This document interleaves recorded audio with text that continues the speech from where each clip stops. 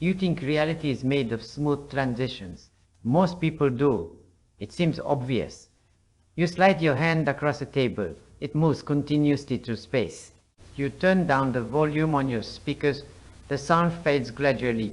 You watch a sunset, the light dims smoothly from bright to dark. Everything appears to change in an unbroken flow. That's not what's actually happening.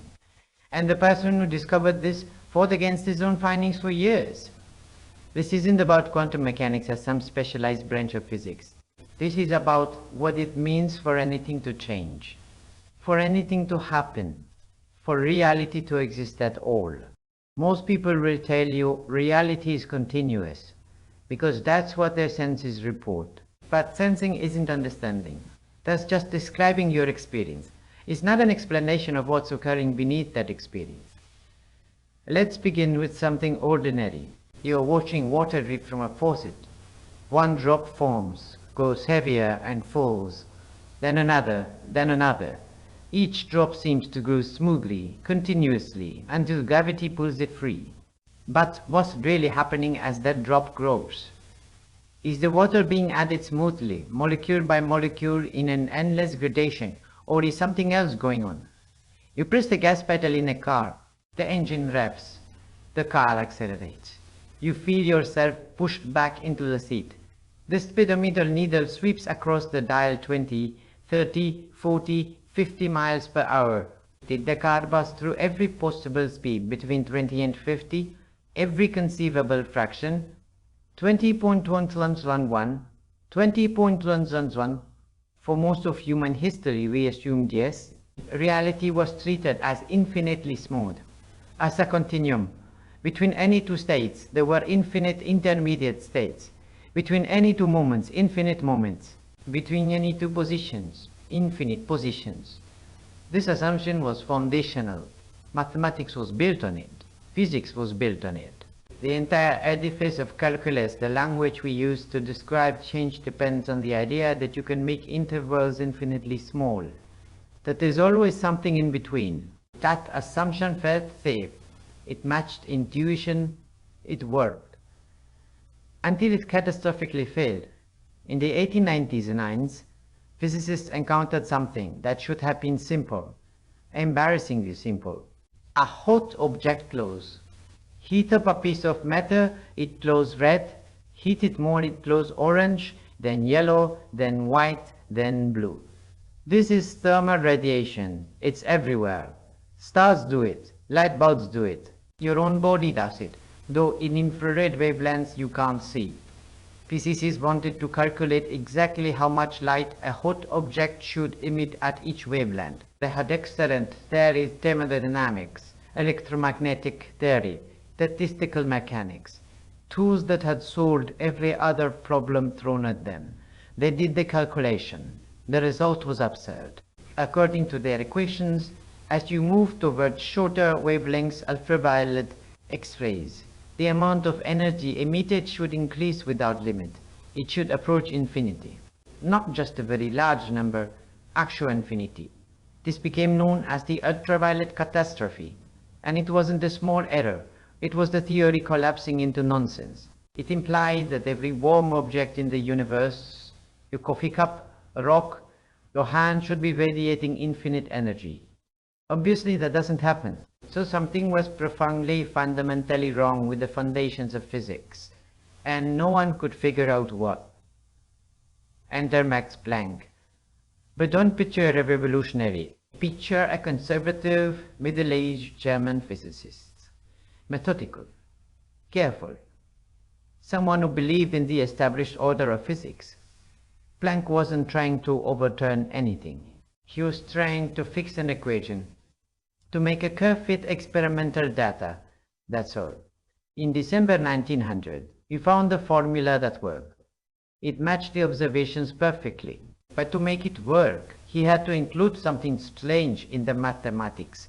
He had to assume that energy wasn't emitted continuously. It was emitted in discrete chunks, packets, quanta. The size of each packet was proportional to the frequency of the radiation, connected by a tiny constant later named Planck's constant. For Planck, this was a mathematical device. a trick to make the integral converge instead of exploding to infinity. He didn't think it represented physical reality. He thought it was temporary. A stopgap until someone found a real explanation. He spent the next decade trying to eliminate it. He couldn't. Because what Planck had stumbled upon wasn't a mathematical convenience. It was a law of nature. Energy doesn't flow smoothly through space. It jumps. Let that settle for a moment. When an atom releases light, it doesn't gradually leak energy. It emits a specific quantum of energy all at once in a discrete event. When an electron in an atom transitions between energy levels, it doesn't smoothly drift from one orbit to another. It disappears from one and appears in the other. Instantaneously. There is no in-between state, not because we can't measure it, not because our instruments aren't sensitive enough, because the in-between state doesn't exist. The universe at its deepest level is not smooth. It's granular, discrete, quantized. You can't have half a quantum of energy, the same way you can't have half a pixel when you're already at the fundamental resolution of the screen. Reality has a resolution, a graininess, and Planck's constant defines it. Now here's where it gets unsettling. Planck's constant is unbelievably small, about 6.636 times 10 to the negative 34 joule seconds. That's why you don't see this graininess in everyday life. The steps are so microscopically tiny that microscopic processes look perfectly smooth. The way a film looks like continuous motion even though it's really 24 discrete frames per second. But the smallness doesn't make it less fundamental. It makes it more disturbing. Because it means the discreteness is always there. Every process, every change, every event underneath the smooth appearance is a flickering sequence of discrete quantum jumps. You just can't perceive them at human scales. And this discreteness isn't just about energy. It's woven into the fabric of reality itself. Planck's constant appears everywhere in quantum mechanics. It connects energy and time, position and momentum. It defines the boundary between the quantum world and the classical world. But more than that, it enforces a fundamental limit on what reality can be. There is a smallest possible unit of action. In physics, action means energy multiplied by time. It's a measure of how much physically happens. And Planck's constant sets the minimum. You cannot have a physical process with action smaller than Planck's constant. If you try to construct such a process, the concepts themselves break down. Position becomes meaningless. Time becomes meaningless. Cause and effect blur into incoherence. This is not a limit of technology. You can't build a better microscope to see past it. The universe itself does not contain the information, because below that scale, the notion of information ceases to have meaning. Reality has a floor, a minimum, a boundary below which the questions we ask about what's happening have no answers, not because we are ignorant, but because the questions themselves become malformed. It's like asking what's north of the North Pole. The question assumes a framework that doesn't apply. Planck didn't set out to discover this. He was solving a practical problem about heat and light. But what he found was that reality has joints, seams, edges, places where the continuous picture we tell ourselves shatters, revealing something fundamentally different underneath. And here's what almost no one explains properly. You might think, fine, energy is quantized. But why? What mechanism underneath produces discreteness? What causes reality to operate in jumps rather than smooth transitions? There is no mechanism underneath. This is the bottom, the foundation. Planck's constant isn't derived from something more basic. It is basic. It's a fundamental property of the universe, like the speed of light or the dimensionality of space. You cannot explain it in terms of something simpler because there is nothing simpler beneath it. It simply is, and that should disturb you, not because it's incomplete, because it's complete. We're accustomed to explanations that go deeper. Why does ice melt? Because molecules gain energy and break bonds. Why do they break bonds? Because temperature increases. Why does temperature increase? Because heat is added. Why does heat flow that way? Because of thermodynamics. Why does thermodynamics work like that? Because of statistical mechanics.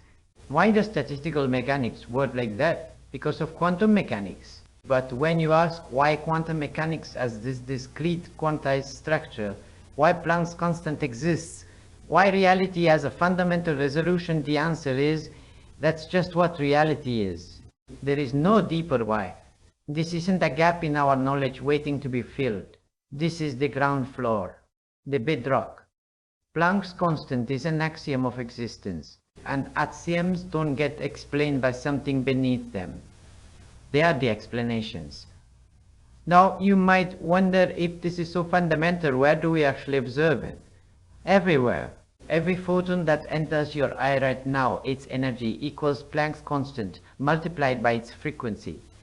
Every electron transition in every atom, every chemical reaction, every LED on every device, every laser, every solar panel, all of it governed by this rule, all of it proceeding in discrete quantum jumps defined by Planck's constant.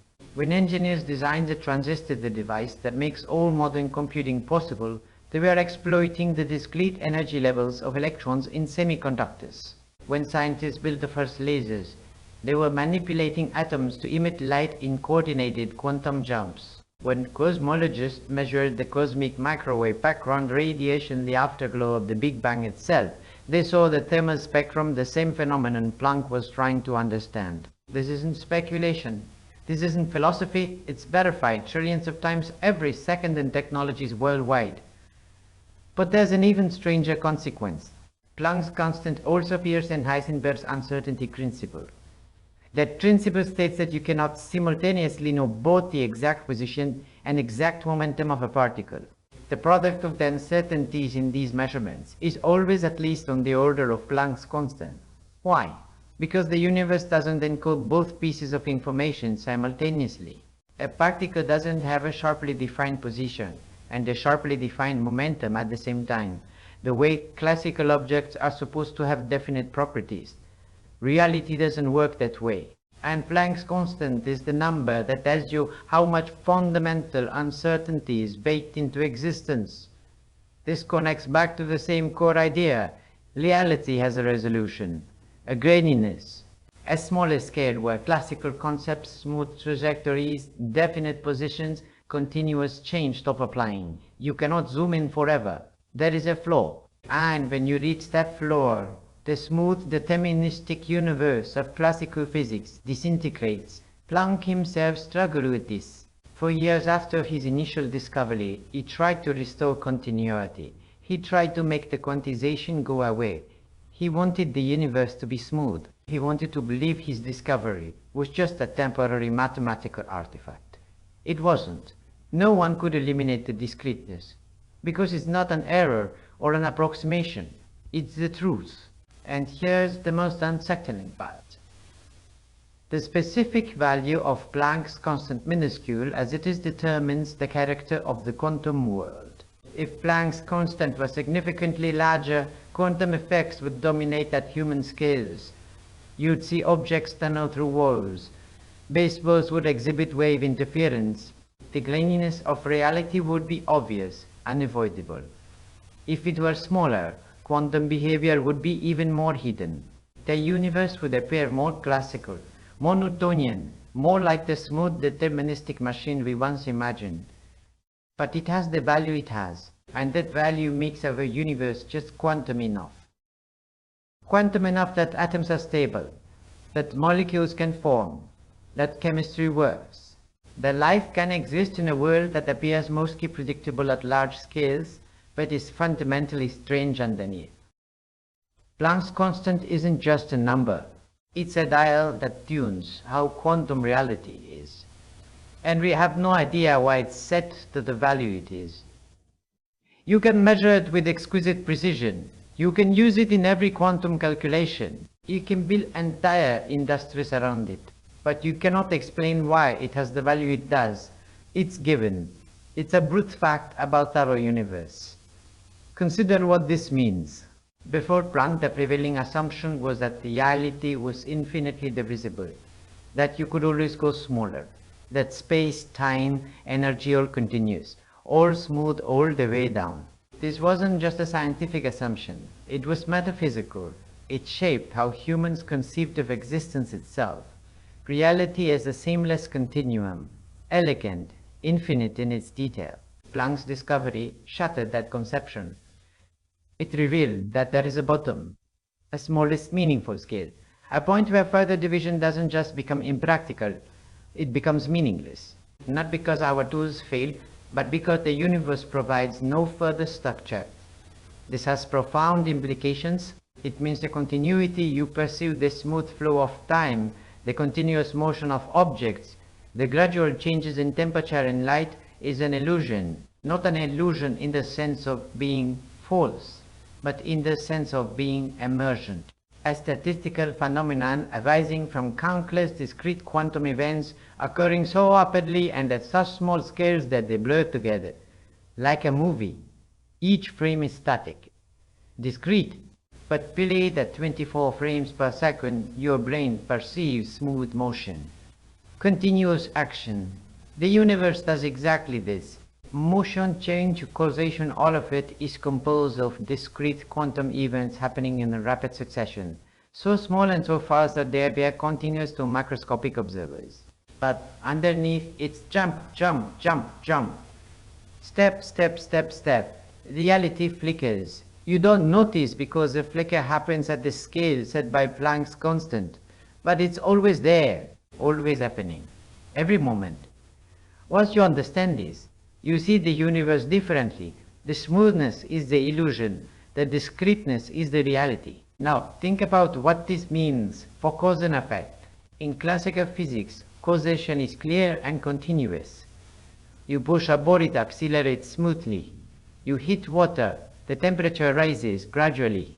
Every effect flows seamlessly from its cause. But if energy is quantized, then processes cannot occur gradually. An atom cannot slowly, smoothly release energy. It must emit a discrete quantum all at once. An electron cannot drift continuously between orbits. It must jump instantaneously. This introduces genuine discontinuity into the fabric of causation. There are moments where a system exists in one state and then, without reversing, intermediate states exist in another state. What happens during the transition? Nothing happens. There is no during. There is no transition in the classical sense. The change is not gradual. It's abrupt, discontinuous. This is where quantum mechanics radically departs from classical intuition. And it all traces back to Planck's realization that energy doesn't flow, it jumps. That discreteness propagates through all of quantum theory. It's why quantum mechanics is fundamentally probabilistic. Why you cannot predict the exact moment an unstable atom will decay, only the probability distribution. Why the universe appears to involve irreducible randomness, not randomness from lack of information. Randomness as an intrinsic feature of how reality operates. The universe makes discrete choices at quantum scales, and those choices occur at boundaries defined by Planck's constant. This should feel alien. It should contradict your gut sense of how things work. But it's real, and it's been confirmed in every quantum experiment ever conducted. There's another consequence worth considering. Planck's constant defines the dividing line between quantum and classical behavior. For large objects, humans, planets, cars, quantum effects are utterly negligible. The discrete jumps are so small relative to the system's size and energy that everything looks perfectly smooth. Classical physics works beautifully. For small objects, atoms, photons, electrons, the jumps are comparable to the system itself. Quantum effects dominate. Classical intuition fails. Planck's constant tells you where the boundary lies. But here's the key insight. The quantum description is the fundamental one. Classical physics isn't more real or more true. It's an approximation, a limiting case that emerges when you average over enormous numbers of quantum events. The quantum level is where it actually operates, and Planck's constant marks the scale at which the universe reveals its true nature, not the convenient fiction we experience at large scales. After Planck's discovery, others built on it. Einstein used quantization to explain the photoelectric effect. While light can eject electrons from metal only above certain frequencies, he proposed that light itself is quantized into particles we now call photons. Bohr applied it to atomic structure, while electrons occupy only certain orbits and emit only certain colors of light. Heisenberg discovered the uncertainty principle, showing that Planck's constant sets fundamental limits on simultaneous knowledge. Schrödinger formulated an equation governing quantum systems. Planck's constant appears in that equation as a fundamental parameter. Every major breakthrough in quantum mechanics traces directly back to Planck's insight. And all of it confirms the same reality. Energy is quantized. Action is discrete. Reality is fundamentally granular. Planck's constant is not a theoretical construct. It's a feature of the universe, perhaps the most important number in all of physics, because it tells you that the universe has a floor, a limit, a smaller scale of meaningful existence. And below that scale, reality doesn't just become difficult to measure, it becomes undefined, not from ignorance, from the structure of existence itself. Here's the final twist. Planck didn't uncover this by pursuing grand metaphysical questions. He found it while trying to fix a curve, make experimental data match a theoretical formula. He wasn't a philosopher or a mystic. He was a careful, conservative scientist who wanted the numbers to work out, and in that pursuit he found something unexpected. Not just a correction to a theory, not just a new formula, an edge, a boundary, a place where reality stops being what we thought it was, the point where continuity ends and discreteness begins, where the smooth story we tell ourselves breaks down and the true structure emerges. That's the discovery. Reality is not continuous. It never was. It's made of quanta, irreducible packets of action, each sized according to Planck's constant. And that constant, that impossibly tiny number, is the signature of a universe that operates in jumps, not flows. Once you see this, you cannot unsee it. Everything you perceive as smooth motion, light, heat, time itself is actually composed of discrete jumps. Microscopically small, imperceptibly fast, but always jumps. The universe doesn't flow. It flickers. It proceeds in discrete increments, too small for human senses to detect, but always present at the foundation. And beneath that discreteness, there is nothing. No deeper layer, no hidden mechanism, no further explanation. Just a constant, a boundary, a fact. Planck's constant is an axiom of existence. And the axioms don't have reasons beneath them. They are the reasons. That's what Max Planck uncovered. Not a theory about reality, a truth about the structure of reality itself. The universe is not smooth, and there is no deeper why.